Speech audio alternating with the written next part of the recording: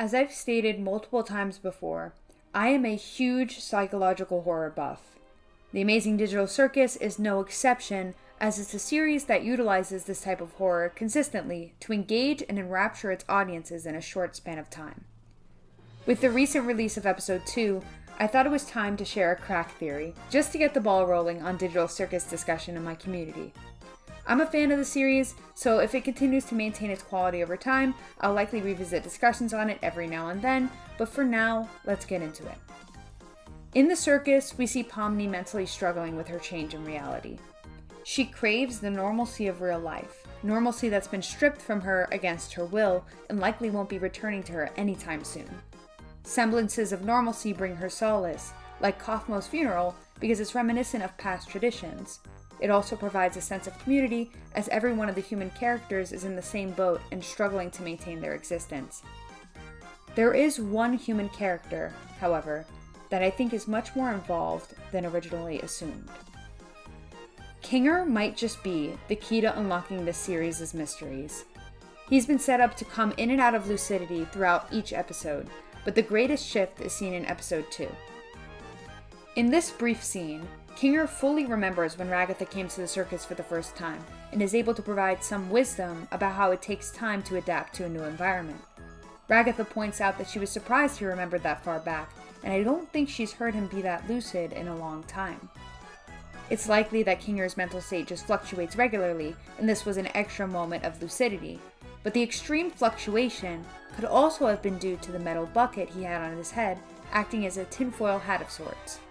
It's possible Kinger specifically has been targeted with some virus or code meant to pollute his brain, and the bucket was able to momentarily block that out. Now, I think he's either been infected by that virus from day one, or he was infected when he remembered something about his past life, like his real name and what happened to him, forcing him into the game. The next thing I want to talk about is the religious symbolism seen in each episode. The most obvious, at first glance, is how the table in the first episode emulates the Last Supper. However, the most relevant to the story has to be the C and A symbol in the fake exit Cain made. These letters are likely short for Cain and Abel, the two siblings for the Book of Genesis, who likely created this digital world. Now hear me out. Wouldn't it be crazy if Kinger was actually Abel? Here's why I think this. Kinger is known to have been in the digital circus for the longest out of everyone, and so far each episode's adventures have included some form of royalty. Think the Glowing Queen or the Candy Princess. I think that every digital realm needs a ruler. In the digital circus, the show wants you to believe its ruler would be Cain, but he doesn't identify himself with any royal markers. Kinger, having king in his name, would be the most likely candidate as the digital circus's ruler. While Cain might not be the king of this world, due to his status as an AI, he undeniably has a heavy influence on it and is referred to as a god by the Candy Princess. This could be in reference to his work on improving NPC AI, or it could be in reference to his creation of the game as a whole. So I propose, what if the real Cain modeled an AI after himself and killed Abel/Kinger in real life, trapping him in the game that they both designed?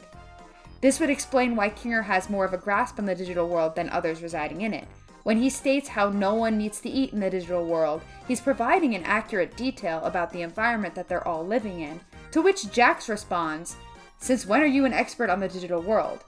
It's the same case with Ragatha. When they both notice inconsistencies with Kinger's knowledge and current mental state, they voice it aloud for the audience to pick up on. Not to mention how Kinger, like a real chess piece, has a cross on his head, further tying him to the religious themes at play. In regards to Cain's AI, the model of himself could have been made to forget Abel and his imprisonment entirely, which is why the AI feels remorse regarding all the humans being trapped in the game. It could have been a prison only meant for Abel, where his virus attacked his brain, making him forget about Cain and most of his involvement in the development of the game. The other humans stumbled upon the headset, either by working at the C&A company or intentionally being led there by someone, and met the same fate as Kinger. None of them would know because they all forgot their names and their physical appearances changed, so identifying one another would be very difficult. But I doubt this was a public server issue, as there would likely be more people trapped in the game. The motive for this entrapment would likely be jealousy, just like the Bible story, in regards to running the company or something like that. And maybe the other humans were close to finding out the truth about Kinger, threatening to the real Cain in some way, or they just saw the game and put the headset on. Any of those things could be possible. This then leaves the question, who are Queenie and Bubble? I think they're placeholders for the influence Cain and Abel had on each other's lives. As brothers, Cain and Abel were likely used to having somebody by their side to confide in or joke with, but with their memories of each other altered or erased, an alternate individual was created, like Bubble, or sent in purposefully, like Queenie, to accompany their respective brothers. But at the end of the day, this is just a crack theory. If you think something else fishy is going on, I'd love to hear about it in the comments. Thank you all for watching. If you could drop a like and subscribe to my channel, I'd love to have more of you on Team Mooki. Till next time.